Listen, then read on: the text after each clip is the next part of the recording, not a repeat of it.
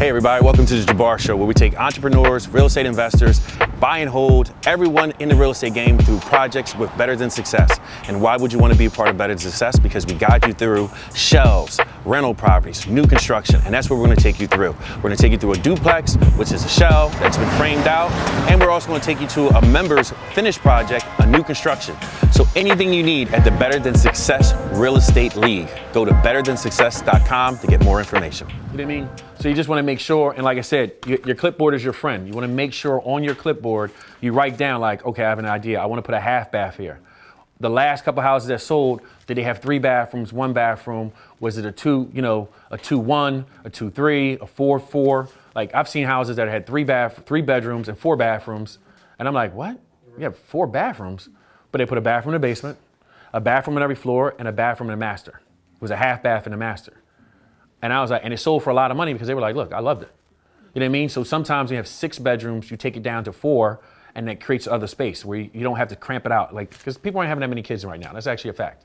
Like people aren't having that many kids anymore. There's nobody having 4 kids or 3. They have 1 or 2 and that's it. So having a lot of bedrooms are not really the factor anymore like it used to be. I used to always buy houses that were 6 bedrooms, 5 baths because I was like, oh, I can get the most money.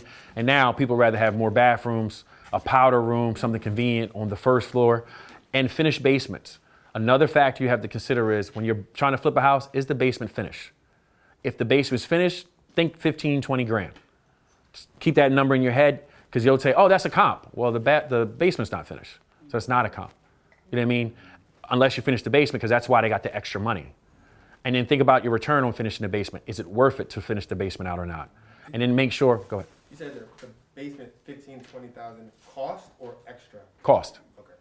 Because at the end of the day, somebody might charge you 12, somebody might charge you 20.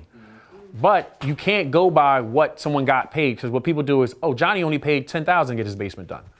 Well, you don't have the same relationship. Right. And when you negotiate with somebody, you can only negotiate what you can get it done for. Not what they can get it done for because the person goes, my relationship was with him, not with you.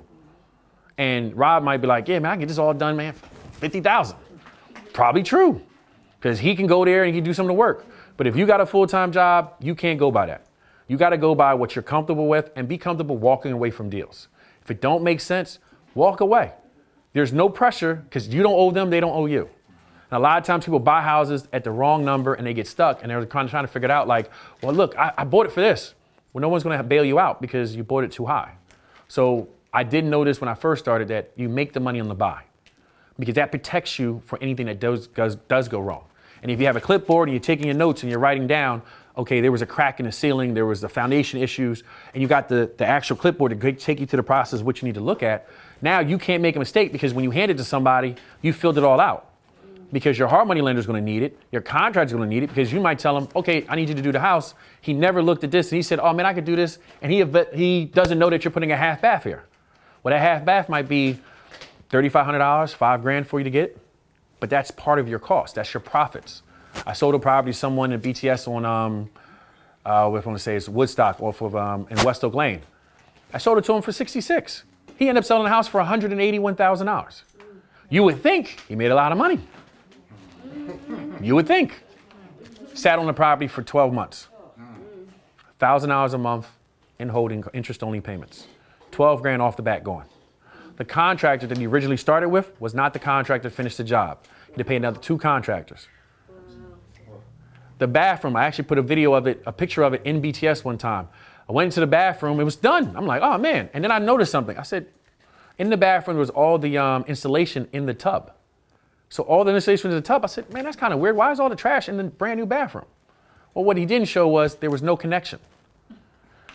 Go behind the wall, there was no plumbing to the bathroom. All tiled up. And I'm like, wait, what? Because he didn't understand why the guy was charging him an extra $1,000. He said, oh, you have no plumbing connections. So he had the plumbing tubes and everything through, but they weren't connected to anything.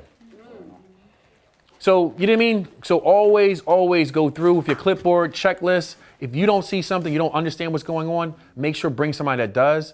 And trust me, if they can get away with it, they'll try you. Pay your contractors legally. You can do 1/3 up front, 1/3 and 1/3. Pay them weekly. Give them enough money for materials and to get started. Let's say the job costs 10 grand. Okay, listen, how much does material cost? Oh, I get time out. How much? Give me a rough estimate. $2,500? Cool. I'm gonna give you $2,500 and $1,000 to pay your laborers. So $3,500. At the end of Friday, when you complete this, I'll give you this. And then the next week when you're done, or whenever you show me and I see it, or you send someone to see that I can turn the water on or off, or I can get in there, then I'll do it. As in a wholesaler, same thing. When you come into a property, you got to see like, okay, what would my investor do? Because a lot of times we're just thinking, oh, I'm gonna make this $10,000, $20,000. Well, on average, you make between 5 and 10 grand over the whole board, depending on where you are. Big 5 or 10 grand. Some people make 20. But in that, you have to think of the cost for your buyer because that's how they figure out what kind of offer they give you. All right, so let's head upstairs. Be careful. Watch where you go. That's why I always say bring Tim's. Hopefully there's nothing to stick you in the foot. The next house will be done. So this is just, this is what they look like. I'll show you what they get finished. And you can see why I said also up here, why I said the demo wasn't finished.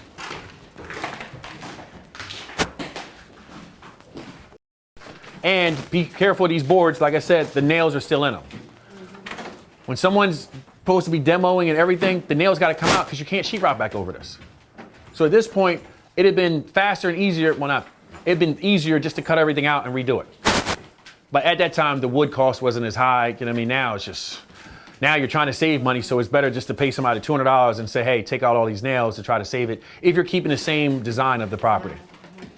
And probably, I'm going to assume that the contractor or the owner was in here trying to finish it himself and just started to do the work himself and was like, all right, maybe I can catch up. Don't be in that position. If you got to swing a hammer or a nail, something's wrong. Something totally went wrong. So you want to make sure that whenever you're doing this, plan out for contingencies. Put a $10,000, 10% contingency. They say it's going to cost $120 to do the job. Have an extra $12,000 in reserves just in case. Because your hard money lender is going to do the same thing. Just like with you, you should do it. If you say I need $30,000 to get my first deal, make it $40,000. Just in case, because something will go wrong. Because until you take everything down to the brick, you don't know what's going on. Like this floor leans down to this way, right? It leans this way going down. So that has to be corrected. But what you might think is, or a contractor might tell you, oh, that's nothing. That's 2 beams. But them 2 beams might cost you $400 a beam. That's $800. That's a monthly payment of your interest-only payment on a hard money loan. Gone to just 2 beams that you didn't calculate. So figure that all out. Let me see what else. So you got electrical, plumbing, same thing here. The electrical, recessed lighting is more what people are doing. So figure that cost in the recessed lighting. Go to a Home Depot. Check out what things cost. Don't let a contractor tell you recessed lighting costs you $100 a box when the box costs $25. And it does cost like $25. Well, I don't know what it is now because the price is crazy, but it does cost $25. But if you think each one of those light bulbs costs $25, you don't know. So walk through Home Depot, see what you like, get color patterns or designs that are going on, ask questions. And Home Depot, Lowe's, they usually have like classes where they bring you through and they might say, hey, this is what's going on, this is what we charge, and you get that kind of idea. And then your contractor, if you get a referral of a contractor that's good, ask his opinion of what he thinks is going on in the neighborhood and what's happening. Because he might tell you, you know what you should do? The fluorescent lights right here, or we're gonna do a row of 6 instead of a row of 4. You know what I mean? Just figure what he's gonna answer you or tell you is kind of close and go look at it. Go see what happened. Like I said, see what the last house sold for, and that's the house you wanna mimic or do better than. Let's say the last house sold did not have a finished basement, but it sold for $250. Maybe you finish your basement and you can get $275. You know what I mean? So always see how you can improve, but don't go below. And if it's a grandma house as we call it, houses that have grandmom died or grandfather died, left the house, maybe you can go in there, paint, sand, and sell the property. Update the kitchen, update the bathroom. Because really you're just worrying about your profit margins. I had a friend, all she does is, she didn't even change doorknobs, which is crazy. She changed the thimble, the locking mechanism, but she don't change the doorknobs. So what the hell? So, that costs money. And she goes into the bathrooms and she paints the tile white. So whatever the tile color is, she paints it all white, everything white. She updates the vanity, she changed the toilet, she's done. Well, it doesn't matter to the appraiser what the bathroom looks like, give you a little bit higher or less, but all he cares is when he flushes the toilet, it flushes, he turns the water on, the water flushes. That's all he cares about. That's it. And the size of the bathroom, how many bedrooms you have, how many bathrooms you have in there. That's what he's looking at. So someone else might come in there, all my houses are totally rehabbed. And guess what she says? Well, how much money did you make? Oh, I made 50 grand. I made 50 grand too, but I didn't take as much time and I didn't have to stress. I sold her a house for $7,000 in Logan. I should have kept it for myself. Sold it for $7,000. She ended up selling it for $200,000. What I didn't check was there was 2 lots that came with the land, with the property. The lot next door had a garage on it, and the lot next to that was all in the same lady's name. So when I was looking at it, I was like, oh man, it's a headache. It's Logan. Let's sell this property. Get a couple dollars. Should have kept it. The people across the street sold theirs for $200,000. Total rehab, but they didn't have the 2 lots. They didn't have the 2-car garage. And all she did was change the bathroom, kitchen, and paint it and sanded the floors. I actually did a video of me catching fleas in that property. And it was so crazy because I'm like, oh, I don't want it, because it was cats. Usually if the house has been abandoned for a while, you get cats, they got fleas. So that's why I say always have the bug spray, spray yourself before you go in, have boots or Timbs, have dirty clothes or clothes that can get dirty so that it's not a big deal. Don't drive your brand new car to go look at properties if it's going to be a shell like this. You know what I mean? There's certain things just to think it through. And then when you're evaluating the property, blocks matter. Like, is this a rental block, or a flip block? Do people want to live here? Or do people normally typically rent? And ask the neighbors. You know what I mean? Sometimes the neighbors can help you figure out where the owner is. They can help you figure out what your next move should be. Oh, my daughter wants to live on this block. You about to fix it up? Are you going to be the owner? I might be. How much, what does she do? Ask some questions. Take notes. Get their name. Get their phone number. Talk to people. And they might say, you know what? John's trying to sell his house down the street. A lot of times I get a lot of business from referrals. You know what I mean? And they'll be like, oh, you're on this block. Oh, yeah. Can you fix that house? It's been like that for a long time. Miss Karen, she's in a nursing home around the corner. Went to the nursing home. Hey, is Miss Karen here? Who are you? Oh, I'm an investor and I'm looking to buy her house on such and such street. Oh, she's right here. And when you go into nursing homes, typically if you're getting subsidized, you have to sell all your assets. You can't have any assets. I got a few properties that way. I got a quadruplex on Green Street in Germantown for $25,000, all because they had to sell it to go into another neighborhood. Go into a nursing home. Sold it to my cousin for like 42. He fixed it up, refied it for like 188. He still got the property. Should have kept that one too. It's a lot of should have kept. It's okay, let's others, so let's that, right? A lot of times the houses or properties that you think are crap, the next time around 5 years, 10 years from now, is going to be worth way more. Just take a 5% increase, 3 to 5% increase in real estate over every year. So 10 years, it'll go up by 50%. So if you look at a house, oh, it's only worth 100. 10 years from now, it might be worth $150. And the way Philadelphia's been going, it's really going up like 10% sometimes, even more depending on the area. You know what I mean? And what you don't want to do is, people tell you this, you don't want to buy in a hot area. Bart Blackstein always says he buys 2 rings out. So if this is a hot area, you start from Center City and you work your way out, you get to like, so let's say Brewery Town. Well, when I was in Brewery Town, I was telling people to buy in Strawberry Mansion and buy in Sharswood. Well, guess what happened? Brewery Town at the time for a shell was like $150. Sharswood was like $75,000, $65,000. Strawberry Mansion was like $1625. I remember looking at a 3-story house for 18 grand in Strawberry Mansion. I'm like telling everybody, buy the property, buy the property, buy the property.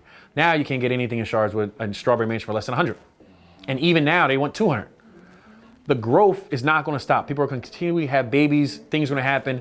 I can't get here, but I'll buy here. And then the growth expands. And then check with the city to see what's going on. Does the city has any project? Like the city of Philadelphia has the 2025 plan. So they'll tell you like, we're going to do this here. We're going to knock this down. We're going to redo this neighborhood. We have money coming in here. Look for opportunity zones. Look for funding that's coming to depressed neighborhoods that will change it around. And you could be in there first, get the property for $18,000. Secure it, put a new roof on it, change the locks on the door, seal it up real tight, maybe bolt down all the windows, wait 2 years or a year, and then turn around and say, hey, you know what? I could sell this for 50. Why not? You pay less taxes to hold on to a property for a year and then make a decision because you had that extra money sitting. And you might say, you know what? I got a private lender or a team to help me finish out the property. All right, so this would be a bedroom. This is, 1 bedroom. Then you got the other bedroom. There would be the kitchen, then bathroom and living room. But this is a big room. So you think about this room being big. Most people only live in a room the size you're standing in. So if you want, Jane would basically take everything out. So if everything was out of this, we can make this a perfectly 2-bedroom property. 1 bedroom in the back, 1 back there, living room, then kitchen and bathroom. But like I said, at the end of the day, you got to make the decision on what sells for more, whether keeping a single family or making it back into a duplex. Because making it back into a duplex, you're gonna have to get architectural drawings. You're gonna have to get a lawyer. The lawyer might be $7,000 or $5,000. So you just wanna go through the process of risk reward and what you wanna do. And then your long-term goals. A lot of times people say, oh, I wanna be a flipper, and then they realize you gotta pay almost 30% in taxes for flipping a house. Why do you need a lawyer? Is this not To RM1? get the zoning. It was, and it's changed back. So that's the other thing you always gotta check. Check the zoning. Because once it's changed, the city might come over and do an overlay change. So this is where the kitchen was. It was right there.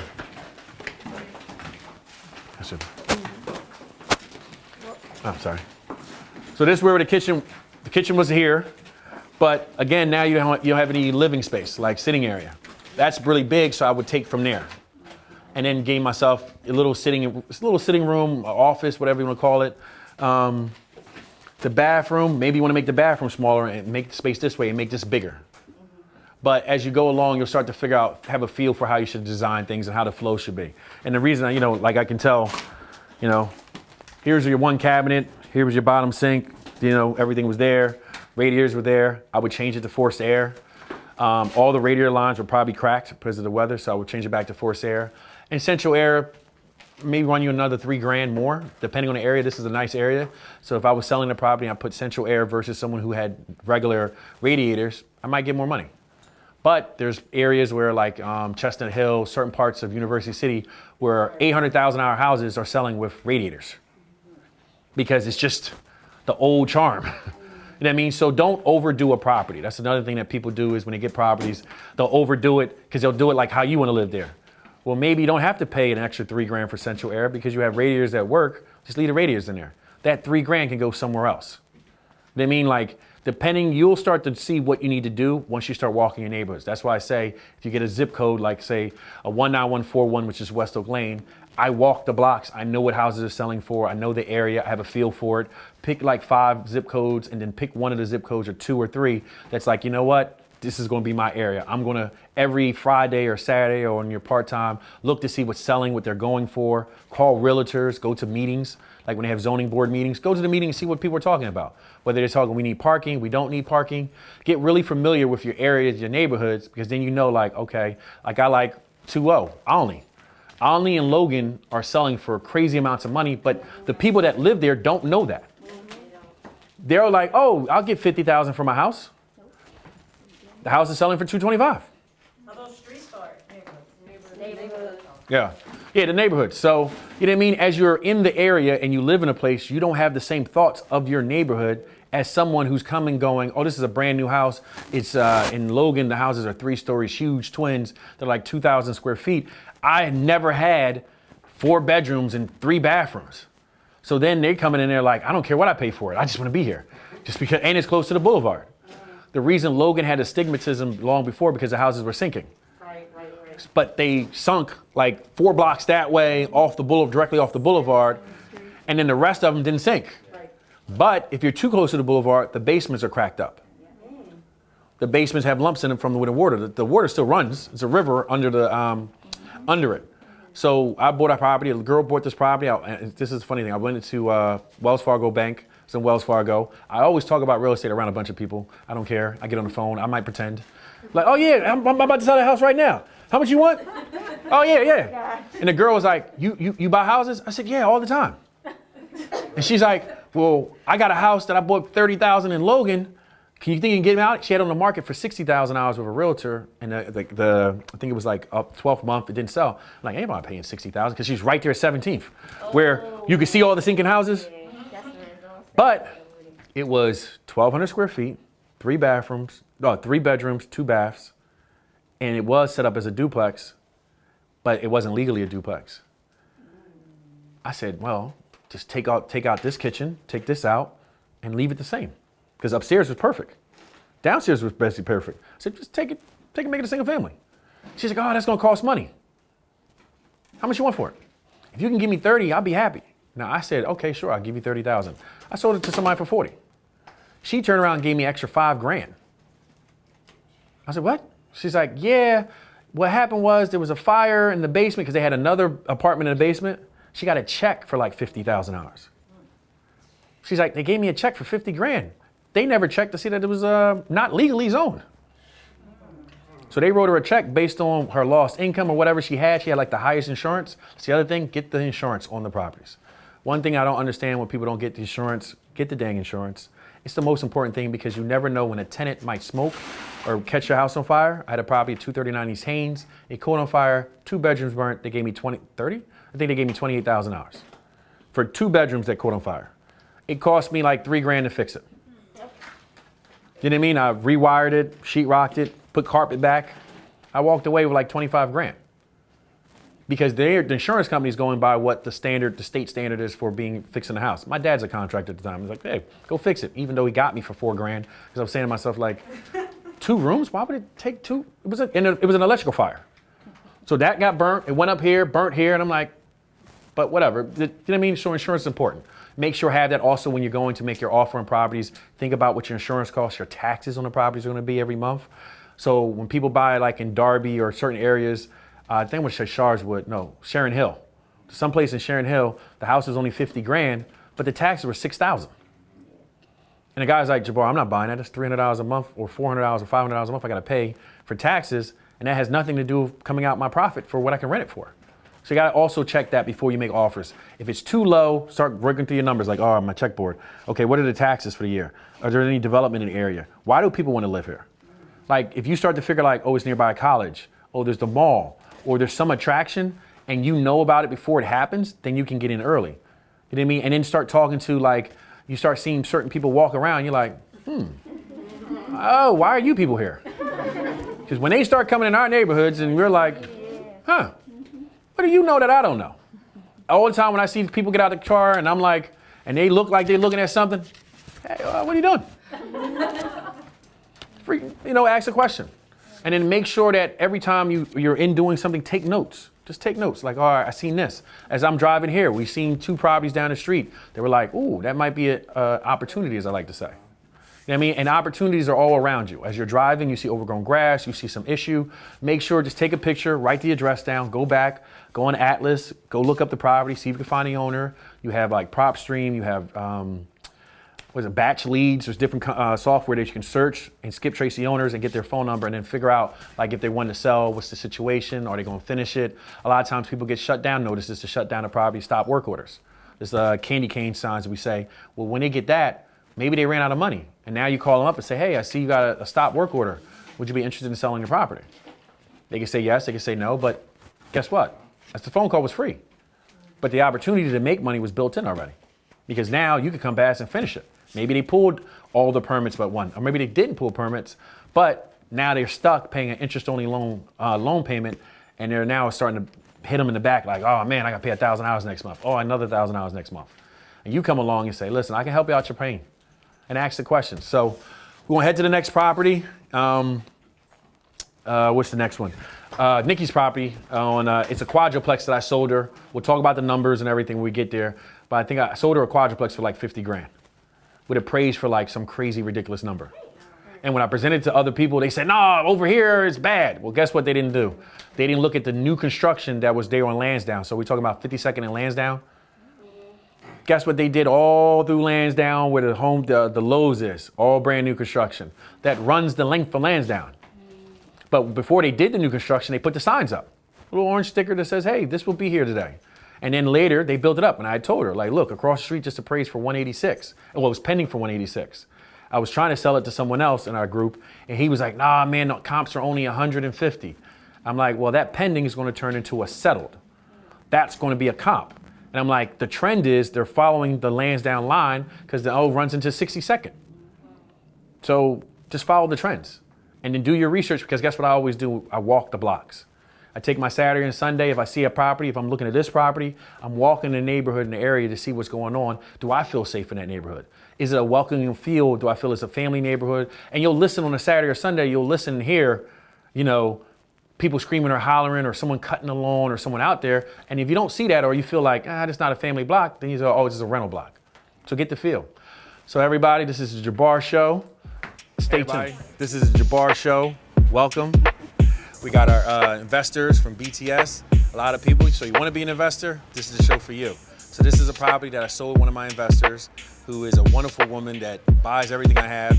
And We were arguing about the property. The wholesaler was asking $50,000. I said we should offer, like 45.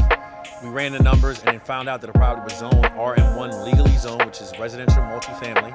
And we end up turning it from a duplex into a quadruplex. So come on through. So look. So this property looked like the property we just were at, where it was a shell, it was a multifamily. We found out the zoning was RM1, and we were able to do this. So, I think everything works. They just got to touch up. And then the designer came through. Steve did the work. It got staged. This area? No, she built it. Yeah, she just designed Something it. different. So usually like how we had before, we walked in, it was just straight through. Nothing was segmented, that's how it was. And then now there's a kitchen, living room combination or dining room combination, however you want to call it. You have your little area to sit down because that you give the people the idea of how it should be. This is just her staging it. So, but if you didn't have it here, they might be like, where's the living room, dining room? You get what I'm saying? So if you stage it properly, they have the idea because most people, what do people do now? How many of y'all sit around and eat dinner at a dinner dining room table? I do. You're the only one. It's okay to be different. It's all right. But I usually typically eat I have a couch in front of my bed. And that's where I eat. I put a couch in front of my bed. I was like, you know what? I'm always eating food in my bed. I said, let me just put a little couch right here and sit here. There's the TV. And then the kids, they all eat in their room. My son don't eat. I'll be like, sit around the damn table. He's like, Dad. He goes in his room. Have family time. So dining table. I just choke him. Jabbar, are you saying the steps were originally on this side? Yes. That's strange. So you come But the door in was there? and then come over. And then you No, this wasn't here. No, I was saying the door, like The door has always been here. But the steps. This wasn't a door. There was no wall here. Okay. Okay. All this here was built. Everything you see on this first floor was built. It was like you walked in, and then on this side you went up the steps. So where that bathroom was the steps. oh, okay. And then you went up. There was a fireplace right here. So this was a huge, This was the huge living room. huge living room by itself. Okay. And then you went into two separate units. Bar, This is a quad. So he built everything you see. Because he had to move the steps. Yeah, I see. You know what I mean? And it was just like, that's why you have to have somebody draw it out, because as long as you have a certain amount of space, you can make a quad, a tri, or duplex. And then think about it. Some people might have been like, nah, man, I'm going to make a diner, a living room, dining room, kitchen. Then you want to make it to a 1 bedroom. So technically, this is a 2 bedroom.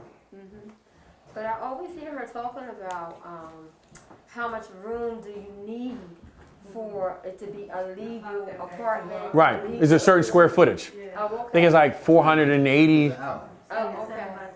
Yeah, so each room has to be a certain length and everything. If you have 1,000 square feet, you can potentially have 2 apartments. Correct. If it's zoned RM1, or you look to see that there's other RM1s on the block. Okay. So on this, the block, there was triplexes all over. I think there's one house that's a quad, and it was like, yo, this literally could be a quad. So let's go walk through. I don't hold you guys, because some people have to go back to New York. I'm coming back down. I already saw it. Great use of space. Oh, Oh cool. my gosh. I'm gonna let y'all.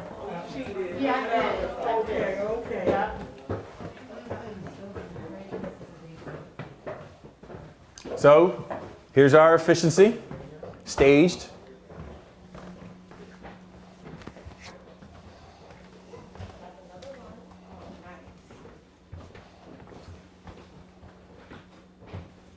So think about it. High school kid, a college student, a single man, a single woman or girl. I don't need much. studio. Boom. Give me $550 a month. Oh, wow. So on this floor is 2 efficiencies? I think that's a 1 bedroom. Okay. That's what I'm trying to figure out. Like, how do you squeeze it all? But that's why you stage it, so people don't have to think, you think for them. Because now, boom, here's my bed. And Nikki might say, hey, I'm renting, I think she's renting it she might rent it with the furniture in there, so now there's no questions of you damaging anything. Because that's another thing you have to think about. The smaller you make things, the more likely somebody bangs in something. So if you pay a professional to put the things in it, then you have to worry about someone banging up the steps, banging in the wall, banging here. Now they just move right in. Hey, fully furnished property, Airbnb. Could be an Airbnb, $100 a night. Boom, we're done. So you don't have to figure out design. All you got to do is say, here's my building, here's how many square foot it is. I'm using Jane Draws because we're friends with her. But here, figure out what I can do with this property. You know what I mean? And then the contractor, here's the drawings, follow this. Because the contractor might have said, nah, man, I'm gonna make this a triplex, but you missed out on an extra $550 a month. Or an extra $1,000 a month, because let's say we can rent this room here for $50 or $65 a day. Got your closet, got all your systems in, sprinklers. Yep. Thank you. So you mentioned the sprinklers. Is that for every duplex or? Quadruplexes. I think it's triplexes and above have to have sprinklers. Now somebody that's paying 600 or whatever they pay or 800 don't feel like they getting ripped off. And how much do these go for rent? I don't know what she is renting them for. You have to ask her, but I'm going to assume that they're going to go for like 550, 750, 850, 1,000.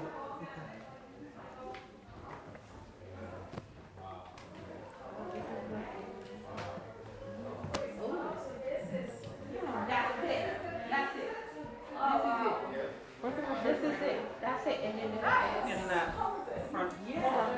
that's the second one, okay. No, this is the second one, isn't it? Oh, yeah. How long did it take us to rehab, to do this? Like, I have no idea. no. I can ask Nikki because after the debacle with the sprinkler system, Oh, I didn't follow that. so what happened was the COVID happened. They shut down the city. Before COVID. So Okay. typically I'm going to say this would take 6 months to 8 months to do. Oh, okay, because I didn't join till this year, so I didn't know about it. Oh, Yeah. okay. So, but those are cause of contingencies. That's why she have to have a reserve. Because over that time, she's just paying interest-only payments. I think they lowered it for her, Because of COVID, they did it, but, oh, that's crazy. but you're still paying that. So if COVID went for 2 years, Right, still. that's why you have to have that reserve, and you should always have escrow payments sitting there for whenever you're doing a project, because you never know what's going to happen. I can't tell you what's going to happen, but because Steve can do really good work, it worked out. Because when it's finished product, it's not going to be hard to rent the space out or do whatever you want. She's just waiting for him to finish up the touches, but that's minor stuff. It'll take him 2 days. Come back with a painter and a little guy here, paint here. You know what I mean? Apartments go up. What was an apartment like this go for up in this area? I don't know. But you go to rentermeter.com, type in the address, put 1 bedroom in, and you'll pop out. I'm going to assume somewhere like 750, 800 for 1 bedroom, and say efficiency 550, 650 a month. Or you can just do Airbnb, $50 a night, $65 a night. She only paid $50,000 though. Her mortgage ain't much. No, she paid 50 to acquire. Oh. Then she had to rehab it. Explain that to us. So 50 to acquire it, and then they give you a rehab budget. So rehab budget might have been, for this building, let's say $150, $165. So let's say she's all in for 200. It appraised for like 4 and some change. I mean, this is why she's in California, because I've sold her a lot of properties at these numbers. The other property I sold her was like 62,000 around the corner. That's a duplex. I told somebody, hey, no, that was a while ago. Listen, because when I always tell people this, I'm going to tell you, the lower the number in the neighborhood, you got to just be a student of the game. If you see new construction 3 blocks away, it doesn't mean that the house 3 blocks away is going to appraise for it, but give it some time. Because as they start, the new construction guy is going to look for other buildings. Other investors are going to start coming into the neighborhood. They're going to start fixing it up. Now, it might take 2 years, 3 years. But now 3 years later, she could probably, I told her, she could probably reappraise this now. Once it gets all the tenants in there, and she now has 4 leases, you take them 4 leases and you buy something else. And let's say at the time that they lent her the money 2 years ago, you were getting, let's say, $650, and then you were getting $450. But now you're getting an extra $100. Every $100 pays for an extra $10,000 basically in loan value. So now you got 4 units, so it's now worth $40,000 more than what she originally got it for. On top of the fact that the first time it appraised, let's say for $389 or $415 or something like that, now it's going to appraise for $450. So she can then go refinance and take $40,000 out and use that to buy another property. If you play the game right, you just keep playing it. You know what I mean? Like I said, you use your certain rules or numbers, 65% rule. So now you're at 65. I think when she did this, she was at 55%. So she could pay herself an extra $10,000 of tax-free money and put that to pay for the year that we had COVID. Right. Because she bought it so right that it didn't matter if she had to take some money out to put for any contingencies. A lot of times when people do properties, you got to remember the salesperson is trying to sell you on the property. They'll tell you anything. I'm never like that. I've been doing this so long, everyone knows me and like me because I don't go, man, I can make an extra 10 grand off of you. I go, hey, I can get this for 50. They're going to pay me 2,500. You give me 2,500. I got 5 grand. I'll be happy. And they'll make sure that you, if you get in trouble or anything happens, you didn't pay extra 10 grand to me just in case something went wrong. At the end of the time frame, you go, yeah, I got to keep buying from Jabbar because I ain't telling no lie. I wasn't trying to cover everything. There was a tree growing out the back. It was. Tree. Oh, this is the house? Yeah. Oh. The tree was going out the back. It went from, I don't know if they cut it. You see the tree? Yeah, see where they cut it. It was going into the basement. Bottom of it. But guess what? That's like a $8,000 problem. Well, $8,000 problem, I just took it off what I would have charged. I took the hit. Because at the end of the day, I'm building a relationship. So whenever I have a property, yeah, I'm buy it for Jabbar. She'll like, did you run your numbers? Yes, no. If I said yes, she'll go, okay, do a FaceTime, show me the property. That's called virtual wholesaling. She lives in California. I find the deals. I send it to her. But because every time I send her a property, it works out so well, I don't have to worry, or she doesn't have to worry about trust. Right. And that's how you build it. And then when she tells people about me and refer me to other people, I have a constant flow of clients. Right. I don't put a big list because there's not that many good deals that come through. If it's a good deal, it usually doesn't last to the weekend. We show it on Tuesday, it's probably going by Friday. Or going by Saturday when people get off of work, because typically, just think about it. Some investors have full-time jobs, so Saturday and Sunday they look at houses. That's what people do. But at the end of the day, if you're ready to buy, and I know that you can buy a property, say, yeah, Bar, I want the property, it's worth this, I ran the numbers, I've already talked to a hard money lender, and it becomes easier for me to trust you. I've tried to sell properties to people, and I'm like, oh, I want the house, and then I go and they find out that they got to put down $40,000. They only had 25. Now, for 30 days, they've been trying to convince me to settle, and they didn't settle, and now I'm trying to find a new buyer. I'm the person that now I don't trust you. Now I need you to show me proof of funds and go to, I don't have to do that with Nikki or certain investors. They tell me they want a property. My mind always says they have the money to buy the property. They've ran the numbers. They know what the construction costs are going to be. And after a while of doing construction costs, you'll start to know what your contractor will charge you. And if you have a good relationship with your contractor, you say, listen, my budget is $150,000. Can you make this all work for $150,000? These are not trim. These are pieces of wood that he cut. Right. Excuse me. So it's not trim. Trim would cost you $4 a square foot, $10 a square foot, $12 a square foot. This one beam probably costs $12. Now calculate this through this whole building. Save thousands because he just cut the board, painted it white. Same thing to color. It's all white. I think it's an off-white. It's like an off-white grayish. I like it. Right. Same towel she used in the bathroom. Yep. That's your backsplash. And guess what? If you buy anything in bulk, they give you a discount. And then after a while, you don't have to worry about it because you keep going buying stuff from the same supplier, they give you a discount. Go to Home Depot, you start buying supplies, they give you 25% off. You buy enough, they give you more off. Goes to the auction desk, or the bid desk, the bid room. That's what they call it, bid room. So as time goes on, you start getting the game. All she's playing now is just a little Monopoly. Refinance this, gets all the people in here. She can make the decision to get a line of credit or refinance. Line of credit, you can keep using it. Refinancing, you pay no taxes because it's a loan. You're basically borrowing the money. Your tenant pays you back. And you just keep buying more. All right? So everybody walk through? Yes. Is Steve her project manager or the GC? Project manager, GC, about the same. I'm about to go upstairs. I haven't. Was this a try, or was this originally zoned as a try? It was originally a duplex. But when they offered it as duplex, and then I found out you could do the quad. Why can't I get a damn? Should this thing have a railing on it or no? Should this thing have a railing on it? Yes. Tomorrow at 4, the girls running. I'll wear my steps. I'm like, yeah, go kids here. Just be careful. So here's another studio.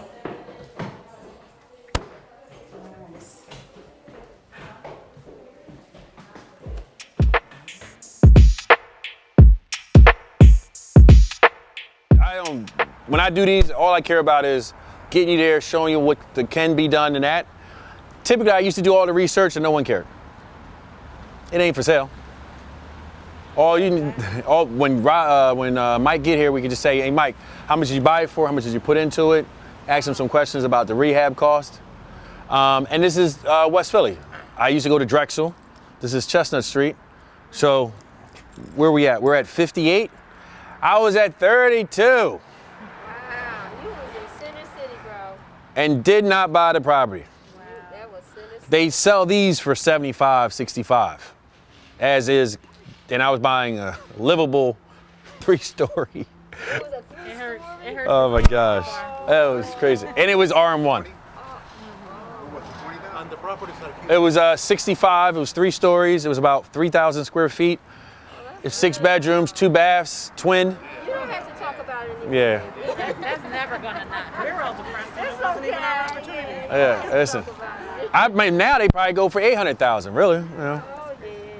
Because I think University of Penn is probably in that area. Oh yeah, no, now it is, yeah.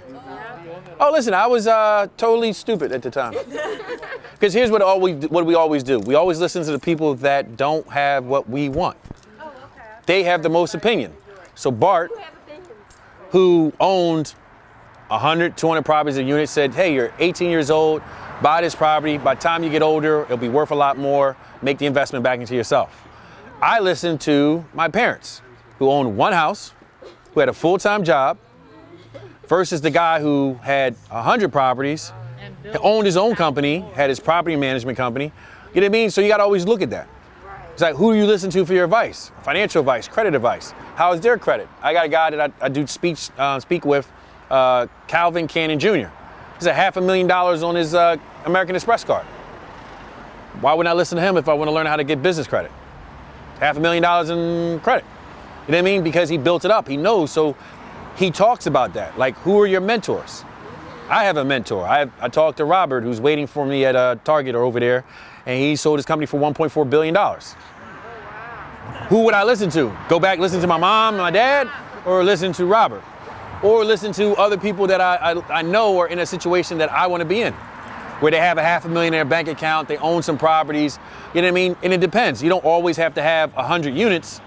You have to figure out for you at your age, your income, or your level, what's good for you. Maybe buying 4 duplexes are good for you, maybe 4 quadruplexes, and you're done. And you work on paying one off. You take the income from all 3 and pay off 1, and then you work on paying off the next one, and by the time at the end of 10 years, you own 4 quadruplexes free and clear. You're bringing in $16,000, $15,000 a month, but you're retired. I've retired people. I've retired people at 50, I've retired people at 30, where I sold them enough properties, they worked full time, bought 1 property every 3 months. Boom, in 5 years, they got 15 units or 15 doors. They don't work anymore. Then you make that decision. Do you want to go back to work, stay to work, or you make the decision of, do I want to flip more houses or invest in bigger units? You don't have to look for the big giant apartment building that costs us $10 million or $5 million or $4 million. You can just start with the first 1 door, add to it, because if you have 1 door, it's easier to sell these. Literally, you can say the market's changing, you're screwed, you need money, I'm gonna sell this. It's a little bit harder to sell an apartment building that needs work or falling apart. Even though you'll have people want to buy it, they might say, you know what, because the income now, because a lot of times when you have these properties that people had for years, they don't raise the rent every year. Well, by the time they sell the property, the rent is like, say, $650, but people are getting $1,000. Well, if you take the 1% rule, $650 means you can pay $65,000 for the property. Even though you know it's worth $100, income-wise, it won't debt service, which means your mortgage payment might be on $100 will be $650, but you're getting $650, so you're at a deficit. But if it's $1,000, you can pay $1,000 because your mortgage payment is $650. You're making like $350 in profit. So if you take the 1% rule, whatever the income is, that's what you can pay for the property. If it's bringing in $2,000, you can pay $200,000, and you're always safe at that number. And you know, some places are different depending on what you want to do with the property, but you just don't want to be the person going, man, it's a great neighborhood and the house is worth this, but you're holding as a buy and hold. Doesn't matter if it's worth $500,000, but if it's only bringing in $1,000 a month, you're going to be negative. And you can't eat equity. Doesn't matter, people go, oh man, you got all this equity in the house. What are you going to do with the equity? Because when you take it out the property, your payments go up higher. So if you take out $50,000, but your payment's now $1,000 a month and you're losing $500 a month, if you're not flipping that money and really doing something really secure with that 50 grand, you're gonna lose the house. Like a lot of people did. They used to put houses back in the day on 3-year interest-only payments. So they pay $1,000 a month for a $400,000 property for 3 years. And in 3 years, the mortgage kicks in to that real $3,000, but they spent the money, they didn't use it properly, they didn't save it, they took the equity out, and now they can't refi and they lose their property. And that's how we had the housing crash of 2008, 2009. So you always gotta have a plan. Those type loans? They still do it. The man, the myth, the legend. BTS, field trip. What's up, guys? Ew. I don't know what kind of tour guides I got that don't know how to open up a lock. See, this is what I see. This is what I'm talking about. You know it's stuck. Why I didn't have a look. Do I have a screwdriver? you just use a key? That's what I called it. In there to get the key. I mean, I'm gonna change it anyway. This was enclosed, so this was an enclosed porch. Everybody listen. He'll give you a walkthrough what he did. and we opened it up. This is the broker extraordinaire.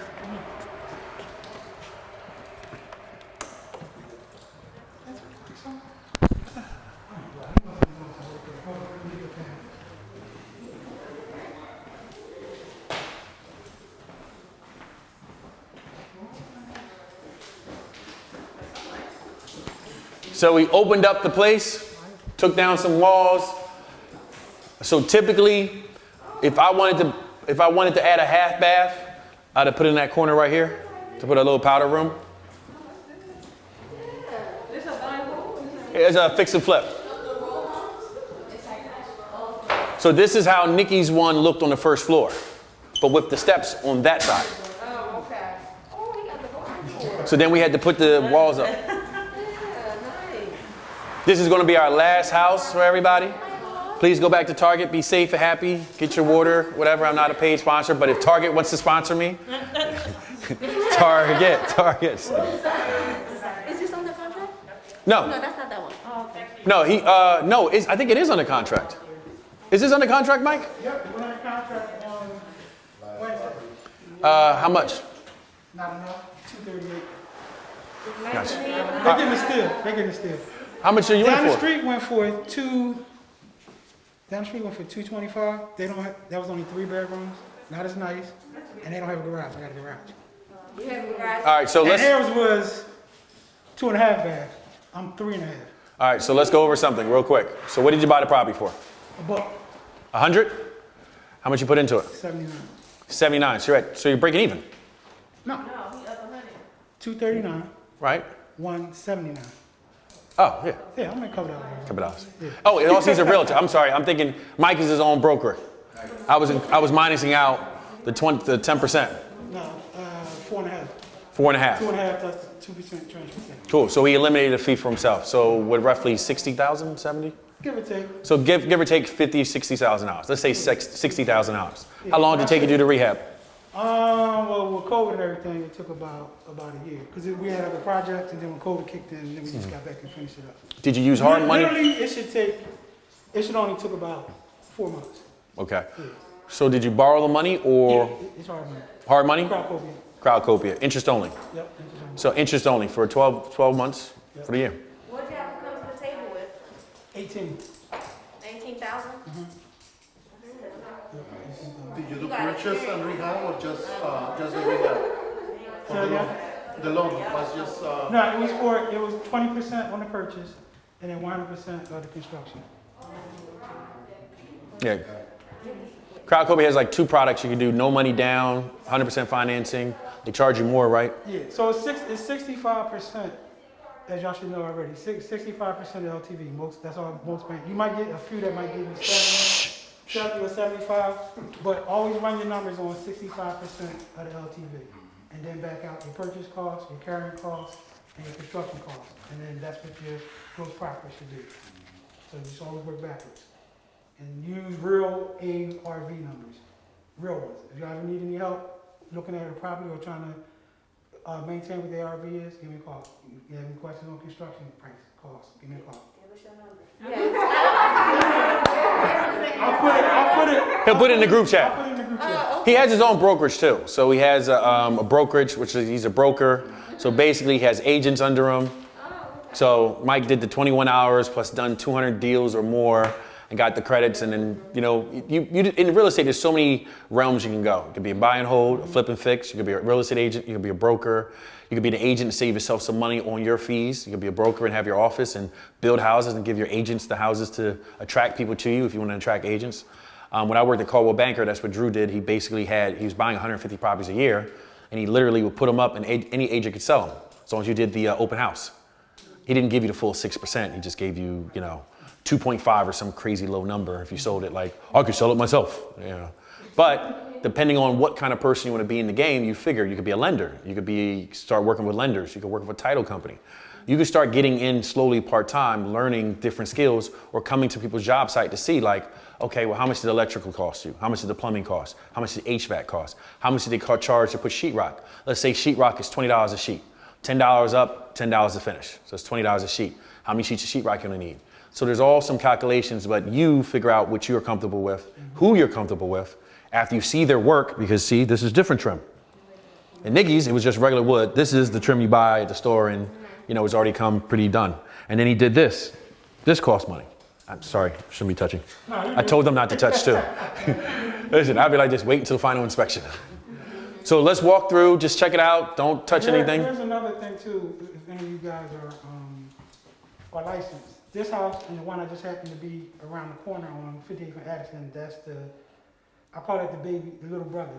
It's pretty much set up, it's a much smaller house, but same color, same floor, same everything. But that house on Addison Street and this house, I bought two separate owners, but they bought the houses to me to sell. Okay. And I ended up buying them because they were good deals. So I get a lot of deals like that when people come to me to buy the house and I end up to sell it and I end up buying it. So I always tell like my investors that I work with, I always tell them they get the second best deal because I get the first. It definitely makes sense. This is my man Mike, extraordinaire. I should have turned the air on while I was here, but So do you feel putting Central Air help you sell the property? Absolutely. That's another thing when you run your comps. You have to do equal or better. So if the comp has central air, 2.5 baths, and upgraded kitchen, and then you're only going to plan on putting a bath and a half, then that's not a comp because you're going to come in at a lower ARV. So when you're running your comps, you have to make sure that you do whatever they're doing or better. So equal or better when you're looking at your comps. Equal or better. Didn't I say that earlier? Somebody said that way earlier. He was not a paid promotion. And then you're stuck because you had houses on the market for sale and you need money. Then you can call on people because they go, you know what, you've been a good person, you're trusted, I understand that you got what you're going on, I really believe in you, I'll invest back into you. So you always got to look at that like, what kind of reputation you want. I have a reputation of finding deals, being integrity, being honest, being upfront. I will screw up a name or two and don't know my name for 10 years and call them whatever it is. But that's part of who I am because I might not know your name, but I know your actions. And that's how people are going to judge you. By how fair you are. Like when Nikki talks about a property I sold her, and she's like, Joe, I have $200,000 worth of equity. It doesn't matter that the house sat for a year because it's $200,000 worth of equity. And I sold it to her for such a good number that she can be in trouble and still make profits.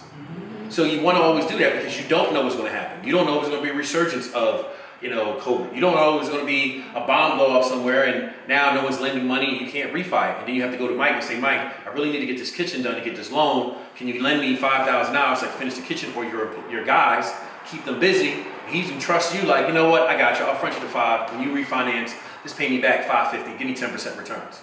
So that's sometimes what you need because I get in trouble sometimes. I tell people all the time, I'm a wholesaler. I wholesale. I sell properties. If I don't sell properties for 3 or 4 months, I might be in trouble. So that's why I always have a reserve. You know what I mean? And I always tell people, like, I'm not perfect. Sometimes I make mistakes, but I don't mess up with my numbers to decide that it's detrimental to you. If I mess up my numbers and I say, man, this house is probably worth 300, it still got to work if the average is 250. Even if I was sold for 300, it got to work at the number of 250. If it don't work at 250 and you have to sell a house at 300, it might not be a good deal for you because maybe that one house and one person just fell in love with the house and was like, oh my gosh, I love these barn doors. And when you go to look for barn doors, there's no more barn doors. And you finish the house with a regular door, instead of having your bathroom back here, you put your bathroom right here, and it's not a full bath, and some things are a little bit off, this is not as clean, and then you don't get your number, and you're like, what happened? So your numbers have to work with the ARV, not with the highest comp, but with the average. That's why they call it the ARV, the average retail value. And Mike can attest, when you do your numbers, it is what it is. You know what I mean? You just, nope, don't make sense, go to the next deal. Oh, that makes sense, I'm putting an offer in. And then when you put the offer in, just because someone's asking, you know, people do this all the time. Oh, they want $1,500 a month for rent. Well, if you're a good payer and you go offer me $1,300 a month, maybe you should get $1,300. The house is listed for $300,000. Well, maybe you can offer $295. Maybe you can offer, I'm gonna have to put 18 grand into the property. It's an investment deal. I'm gonna offer 18,000 less to try to make up for the 18,000 I gotta come out of my pocket. Make an offer that's comfortable to you, that makes sense to you, and then go from there and let them count it. Maybe they take it on the first try, maybe they don't. But if you don't try, you'll never know. I get people all the time, oh, Bar, I paid $100 for it. Did you know they only paid $25,000 for the property? They bought it a year ago and didn't do anything to it, sat on it? And that's part of hiring the right person, a realtor or a wholesaler or an investor that understands to do the research to find out the bottom line number, and they would have took 50. They were happy with 50, but you gave them 100. Now you're 50,000 less on your profits, and something might change the following year. So you never know. It's never perfect in real estate. We have ups and downs, and we have our corrections. So you just want to make sure that, you know what, whatever deal you do, you get help, get a mentor. You're part of BTS. You can always ask questions. We always have our, you know, our resource guys. You know, Mike, me, Nicole, Mark Brown about mortgages. We got cleaners. We got accountants. We have lawyers. We have builders. Mike has new construction. Everything, we have everything within our network to get you through the process. Use it. You're paying your money, use it. Everyone is free. Tour was great. Shout out to Jabbar. He always has gems for days. We went to see a couple of properties, gutted, under construction, brand new renovation, and throughout the whole thing, of course, Jabbar is sitting there telling us the process, acquisition price, rehab costs, and just giving a bunch of tips on, you know, what to do, what not to do. We're in the Philly market, which is a little different from the market that I come from. So shout out to Jabbar for taking the time to drop some gems. Okay. I am here with Jabbar Shows, and I'd like to say he did a fantastic job on showing us around. This about the third or fourth property we've been to. And we went from pre-construction, where Jamal just gave all of the information. Like I said, wealth of information this man is, and he makes it very interesting and leaves room for questions, Q&A. And I really appreciate the time that was taken to go through each unit.